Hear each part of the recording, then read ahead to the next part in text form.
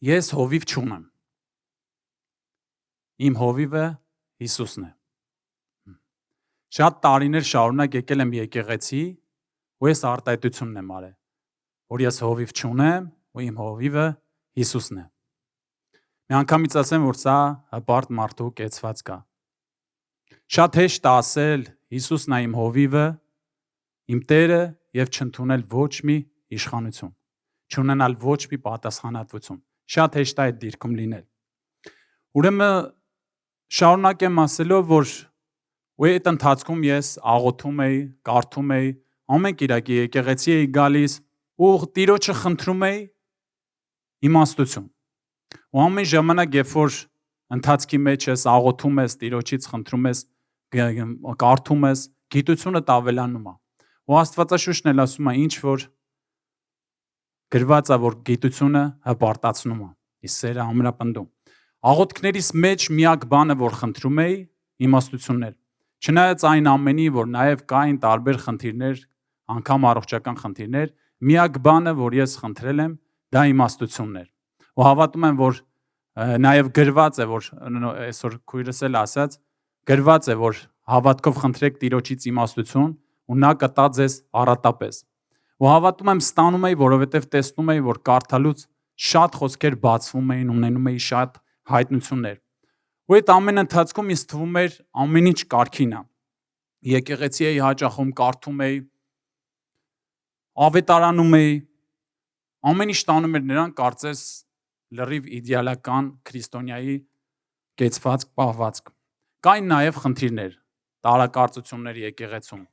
Ու այդ ամենի հետ մեկտեղ, երբ որ հարցնում էին, ես մարդկանց ասում էի, ես կյանքի խոսք եկեղեցուց չեմ,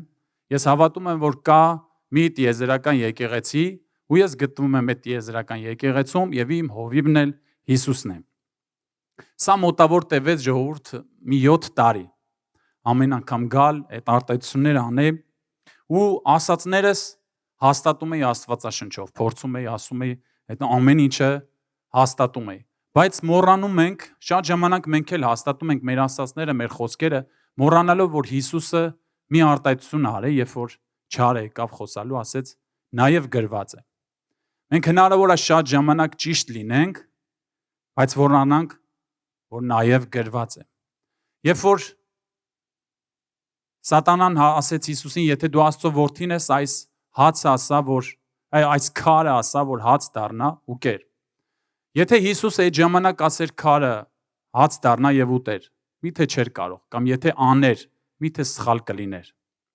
Ուր եմ տանում, այսինքն Հիսուսը եթե քարին ասեր հաց դառնա ու ուտեր, ինքը մեղքի մեջ չէր ընկնի։ Մեր կյանքում էլ հնարավոր է մենք շատ բաներ մեզ թվացial, որ մենք ճիշտ ենք անում, համեմատենք Աստվածաշնչի հետ, որ հասկանանք, որ մենք ճիշտ ենք անում, բայց մոռանանք սա։ Տերը այս համարով մեզ ցույց է տալի, որ կա ավելին։ Մեր կյանքում թեկուզ եթե դու մտածում ես ճիշտ ես անում, բայց կա իմացի ավելին, որ Տերը կարա ավելի բարձրացնի։ Չբացառենք մեր կյանքում փոփոխությունները։ Աստված անսահման է, իր խոսքն էլ անսահման է, իր գիտությունն էլ ու խորությունն էլ։ Ուրեմն Ֆիլիպեցիներին 3:12 ոչ թե արդեն հասել եմ, ոչ էլ արդեն կատարյալ եմ, այլ հետամուտ եմ, որ ձեռք բերեմ այն, ինչի համար Քրիստոս Հիսուսի կողմից ներգրավվեցի։ Նայեք, Պողոս առաքյալը առաքյալ լինելով, ասում է դեռ չեմ հասել։ Սա ինչ է մեզ հուշում։ Սա ասում է մեզ, որ գիտությունը անսահման է։ Գիտությունը անսահման է ու մեզ ցույց է տալի, որ ինչքան էլ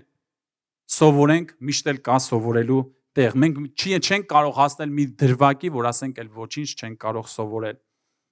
Բայց ես որոշում էի կայացրել, որ մարդուց չեմ ուզում սովորեմ։ Ես որոշում էի կայացրել, աղոթել էի, ասել էի Տեր, ես մի հատ ուզում եմ մենակ քեզանից լսեմ, ու անընդհատ իմ սպասումը Սուրբ Հոգուց էր։ Ոչ մի ինտերնետով, ոչ մի քարոզ չէի նայում, ոչ մի բան չէի նայում, բայց միակ իմ սպասումը Սուրբ Հոգուց էր։ Եվ իհարկե Աստված, երբ որ դու սպասում ունես Աստծուց, Աստված իհարկե քեզ օրհնում է։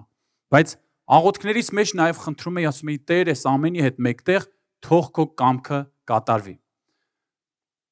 Խնդրեմ, որ հիշեք, երբ որ դուք Տիրոջ կամքն եք խնդրում, հնարավոր է ձեր կյանքում զարմանալի բաներ լինեն։ Աստծո բարին մեր բարին չի, մեր հասկացածը Տիրոջ հասկացածը չի։ Ու հնարավոր է որ դուք խնդրեք Տիրոջ կամքը ձեր կյանքում զարմանալի փոփոխություններ լինեն, որ դուք անգամ մտածեք, որ միթե սա Աստծուց է։ Բայց վստահ եղեք Աստծո ու իր փոփոխությունների վրա։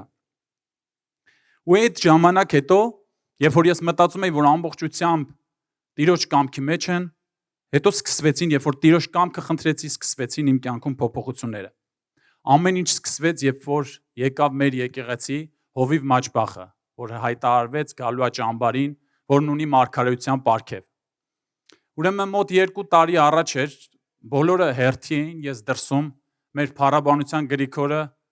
եկավ հարցրեց, ինչի՞ չես գալիս հերթի կամ մաղոտքի, ասեցի չեմ հավատում։ Ոչ թե չէի հավատում իր մարդ տեսակին, չէ ինքը շատ լավ հովիվ է, ուղղակի մարգարեությանը չէի հավատում, որովհետև ասում էի, միթե միշտ բարի, լավ խոսքեր, քաղցր խոսքերով մեզ ասում է, միթե Աստված մեզ հանդիմանելու բան չունի։ Ու ի զարմանս այդ օրվան Գրիգորը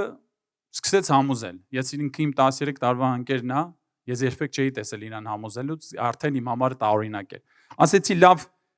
կգամ, բայց արի հետևս կանգնի դու էլ հերթին կտեսնես, որ լավ շատ սիրուն ինձ խոսքեր ասել ու գնանք։ Ասեց լավ ու գնացինք, ես էլ հերթի մոտ կանգնեցի, մոտեցա Մաճբախին ստեղ էր, բարևեցինք, ասեց երկար ես դրսում մնալու, դե ասեցի գալիս էի հերթեր, նորից հարցրեց, ասեց հարցնում եմ երկար ես դրսում մնալու, երկրորդ անգամ հարցից արդեն ինչ որ մի բան մոտս շարժվեց, դե ասեց դու եկեղեցու մեջ չես։ Թեև որ ես մտածում էի, որ միշտ եկեղեցի եմ գալի, եկեղեցու մեջ եմ, բայց ինքը ինձ ասեց դու եկեղեցու մեջ չես։ Սառը քրտին Գրիգորն էլ հետևս էր։ Իհարկե այդ մի մարգարեությունով մի քիչ համառ եմ, Աստված էլ գիտեր, որ փոփոխություն չէր լինի, մի քիչ չէ, շատ համառ է բնավորությունս, բայց եւ այնպես։ Ծննդոց 16:5 Եվ Սարան ասեց Աբրամին. Իմ անիրավությունը թող քո վրա լինի։ Ես իմ աղախնուն տվեցի քո գիրկը, եւ երբ տեսա, որ հղի է, ես նրա աչքում արհամարվեցի։ Տերը թող իմ ու քո միջև դատաստան անի։ Ամեն։ Ստեղ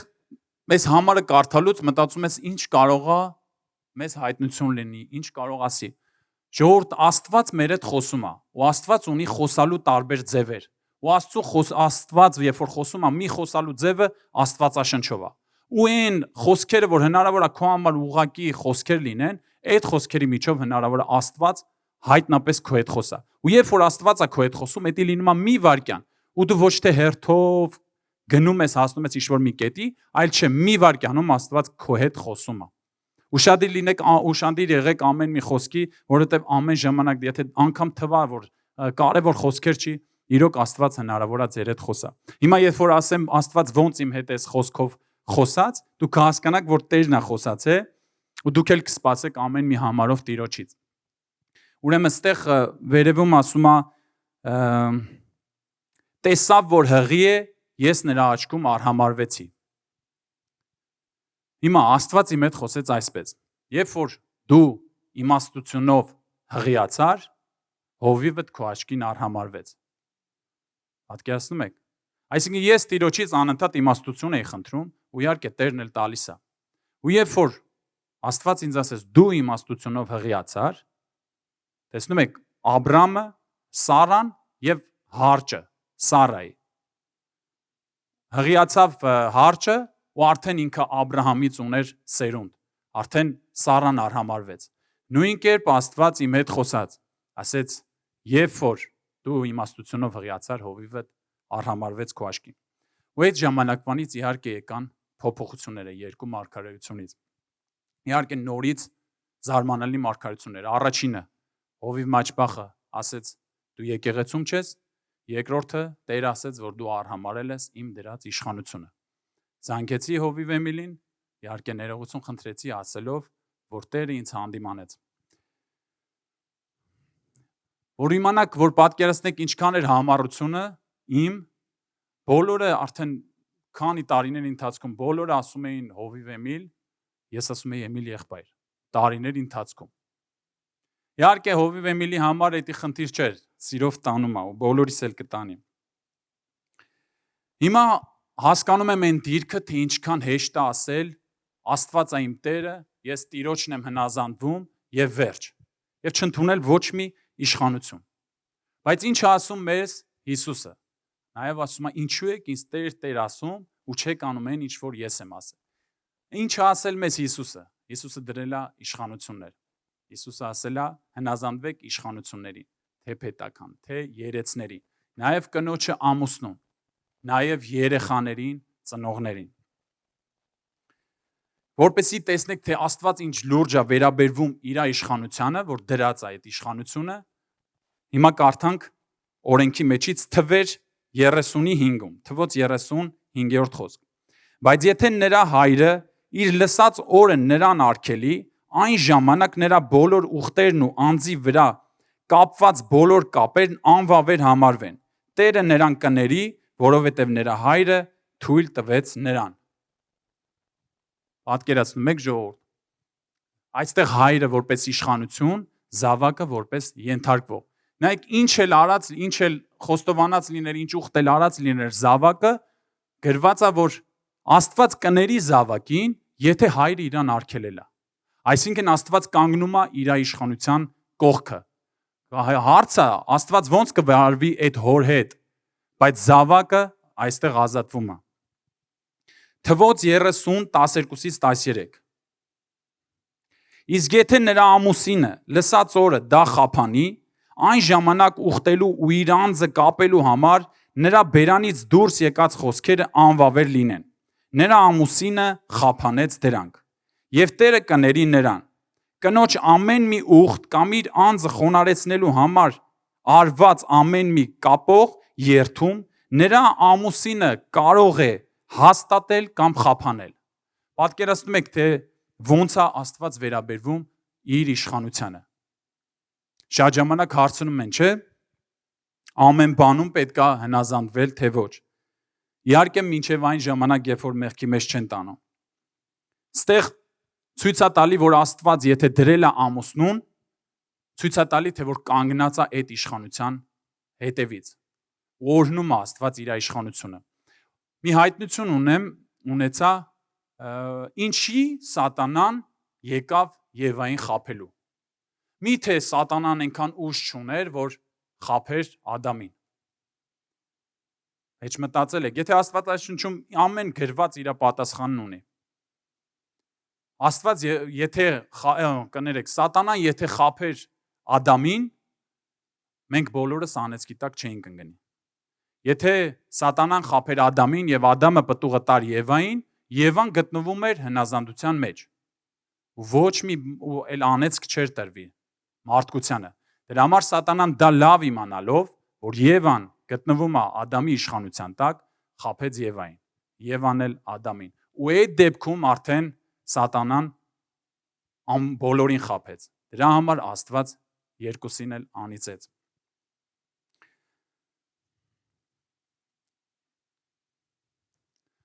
Իմ մեջ էլ եկեղեցում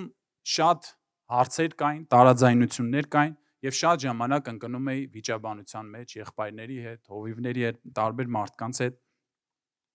Եվ մեկ օր զանգում է հովիվ Էմիլը, ասում է. «Ինչ ես, ոնց ես, ինչն է խնդիրը, որ չես կարողանում միաբանվել եկեղեցու հետ»։ Իհարկե իմ հարցերը բարսանում են, դեմ եմ, էս է։ Հովիվը պատասխանում է հարցերին եւ վերջում մի հարց է տալի ինձ։ Ասեց Սևակ, երբ որ Աստված հիմա գա եկեղեցու համար, ումից է հարցնելու, ինձնից թե քեզնից։ Ասեցի դե քեզանից։ Ասեց ուրեմն դու ազատ ես։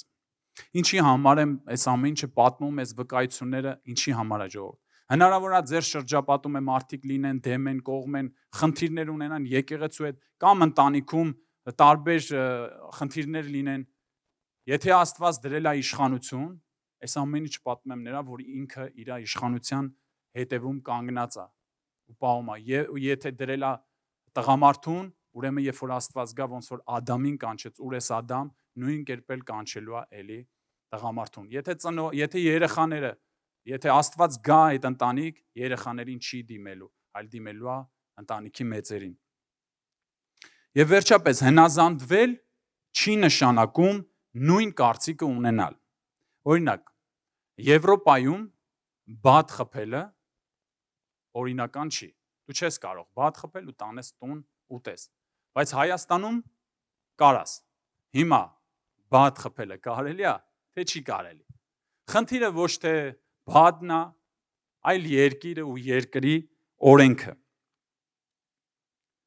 Հնարավոր է մենք նաև մեր կարծիքն ունենանք, ասենք, միթե Աստված բադերին չուղարկեց անապատ իր ժողովուրդը բադերը կերան, եթե Աստված թույլ է տվել, մարդը ինչու է արգելում։ Մեր կարծիքով մենք ճիշտ լինենք, կարող ենք ճիշտ ասել, բայց մենք ստիպված ենք երկրի ըստ երկրի օրենքին համապատասխան ապրենք։ Նաև համասեռամոլները, երկիր կա, որ դա անտանելի վիճակների մեջ են ընկնում, իսկ Եվրոպայում ոչ մի բան չենք կարող ասել։ Հիմա մենք ընդունում ենք, չէ, բայց մենք պարտավոր ենք ըստ երկրի օրենքի վարվելու։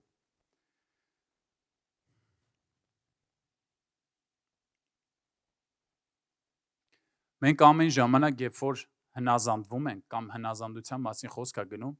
մենք պետք է հասկանանք, որ մենք չենք հնազանդվում մարդուն։ Մենք երբեք չենք ասում, որ երկրի ղեկավարը վատ մարդ է, ուրեմն ես չեմ հնազանդվի այդ երկրի օրենքին։ Մենք չենք կարող, մենք հնազանդվում ենք, որովհետև մենք չենք հնազանդվում մարդուն, այլ օրենքին։ Նույն կերպ զուգահեռ անցկացնենք եկեղեցու դրվածքը կամ այն տեղը, որ մենք ապրում ենք։ Ինչպես ենք մենք վերաբերվում Հիսուսի դրած օրենքներին։ Ոչ թե այն օրենքներին, մեղքի օրենքներին անել չանել, այլ ոչ դրվածքին։ Եթե Տերը դրել է, մենք ոնց ենք վերաբերվում Տիրոջ օրենքին։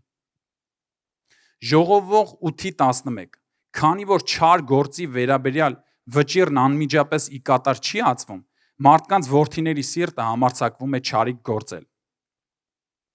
Մարդկային օրենքը խախտելը անմիջապես հատուցում ենք։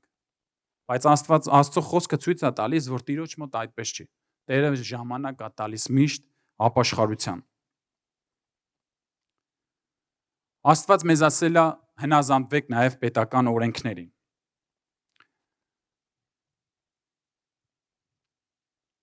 Երբ որ մենք հնազանդվում ենք նաև պետական օրենքներին, երբ որ նշանակում է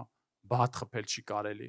մենք չենք միանգամից մտածում, որ վերջ, ըստ այդ օրենքի մենք չենք մտածում։ Մենք նրանց նման չենք մտածում, որ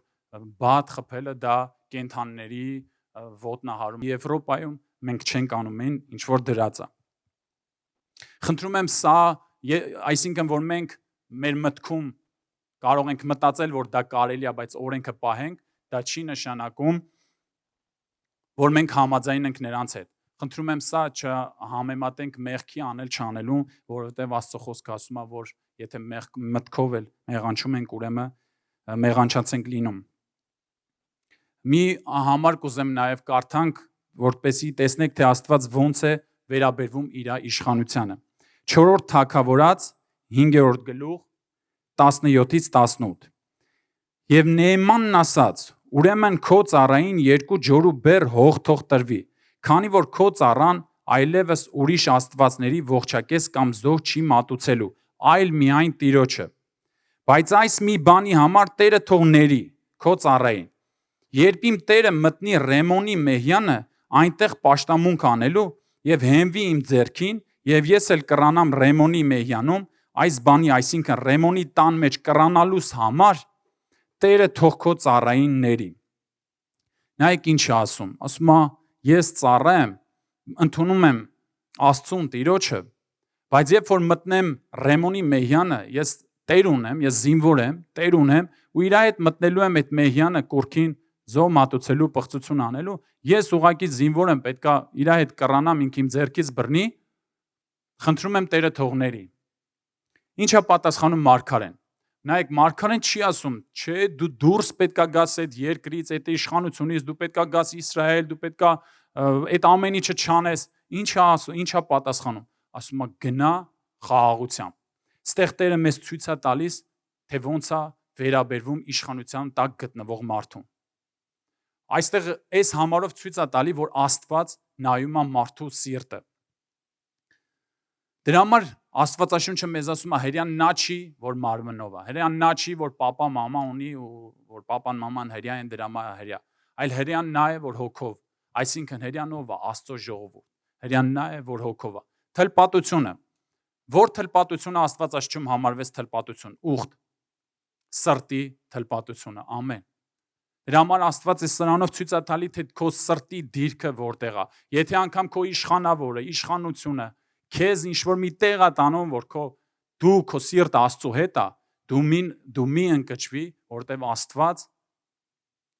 քեզ ազատ է արձակում։ Եթե դու քո իշխանավորի հետ ես, բայց սիրտդ Աստծո հետ է։ Նայեք, երբ որ մկրտությունը, երբ որ մի հավատացյալ մկրտվում է, մենք միանգամից ասում ենք, օ, հավատացյալ է։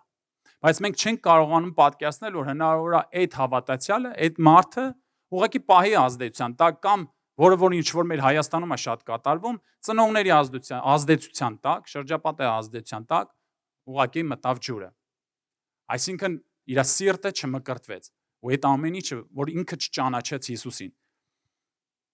Աստված չասեց ամբողջ մարմնով, ասեց ամբողջ հոգով, ամբողջ մտքով, ամբողջ զորությամբ։ Ոտ լվալը, հնարավոր է մենք հազարավոր ոտքեր լվանք։ Հա? Շատ մարդիկ կան, որ այտենց աշխատանքի մեջ են։ Շատ մարդիկ կան ավելի վատ ու կեղտոտ տեղերում են աշխատում, բայց այդ ոտ լվալը, կեղտոտ տեղերում աշխատելը մարդուն փոփոխության չի տանում։ Այդ մարդը խոնարհության չի գալի։ Դրա համար Հիսուսը, երբ որ այդ օրինակը տվեց, մեզ ոչ թե այդ ակտը անելու համար, այլ Աստված մեզ ցույց տվեց, որ մենք պետք է խոնարհ լինենք հոգով ու սրտով։ Հաղորդությունը, հնարավոր է մենք ամեն անգամ գանք ու խմենք հաղորդության գինին, հաղորդության հացը, բայց եթե ժողովուրդ մենք Հիսուս Քրիստոսի արյունը եւ մարմինը չենք կերել, իհարկե հոգեվոր եմ ասում, ինչքան էլ մենք այս հաղորդությունը անենք, մեզ օգուտ չի տա։ Դրա համար մեր ու Աստծո ասած այնը, որ մենք պետք է սրտով հաղորդություն անենք, սրտով ոտ լվանք, սրտանց մկրտվենք, այսինքն իրան ճանաչելով։ Եվ Հիսուսն էլ ասում էր, ինչու եք, նա ցույց տվեց մեզ փարիսեցիների տարբերությունը իրական հավատքից։ Նա ասում էր, ինչու եք դուք դուրսն եք մաքրում, բայց որ պետք էր ներսը մաքրել։ Նաև մեկը, որ ասում էր, ես այսպես չեմ, այնպես չեմ, շնորհակալ եմ, Տերը ընդունեց նրան, ով որ իր սիրտներ խփում, կուրսքներ խփում։ Հիսուսին ցույց տվեցին տաճարի շինությունները, գեղեցկությունը, բայց երբ որ Հիսուսը մտավ տաճար, ինչ արեց։ Ավերեց, քանի որ այնտեղ տեսավ առևտուր։ Հիմա մենք տաճարն ենք, Սուրբ Հոգու։ Եթե հիմա Հիսուսը մեր մեջ մտնի, մեր տաճար մտնի, ինչ է տեսնելու, առևտուր, թե փառաբանություն, ինչի համար, որ մեր մարմինը ստեղծված է։ Հիսուսը նույնացրեց մեր մարմինը Աստծո տաճարի հետ, այսինքն մեր մարմինը ստեղծվել է, մեր անձը ստեղծվել է Աստծո բնակության համար։ Ինչ է ստացվում, մենք մերը չենք, փաստորեն մենք վերցրել ենք Աստծուց այս մարմինը ու անում ենք այն, ինչ որ ուզում ենք։ Սեփականաշնորհել ենք, խլել ենք մեր մարմինը, ինչը որ պատկանում էր Աստծուն։ Այսօր օրն է, որ վերադարձնենք այն, ինչ Տիրոջն է պատկանում։ Տիրոջ ստեղծած անձը, Տիրոջ ստեղծած մարմինը պետքա պատկանի Տիրոջը։ Աստված շփվում էր մարդու հետ սկզբում։ Ինչ եղավ, մեղքը եկավ, բաժանեց մարդուն Աստծուց։ Եվ որպեսզի Աստված մեր անձը վերադարձնի իր հին դիրքին,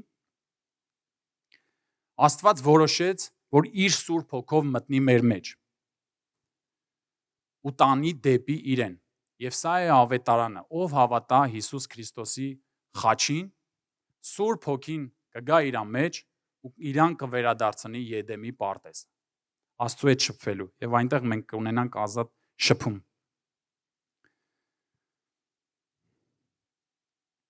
Հիմա, եթե շատերս դեռ գերության մեջ ենք պահում մեր տաճարը, Աստծո տաճարը գերության մեջ ենք պահում ու դեռ չենք վերադարձրել Աստծուն, այսօր օրն է, որ վերադարձնենք այն, ինչ պատկանում է Աստծուն։ Ամեն։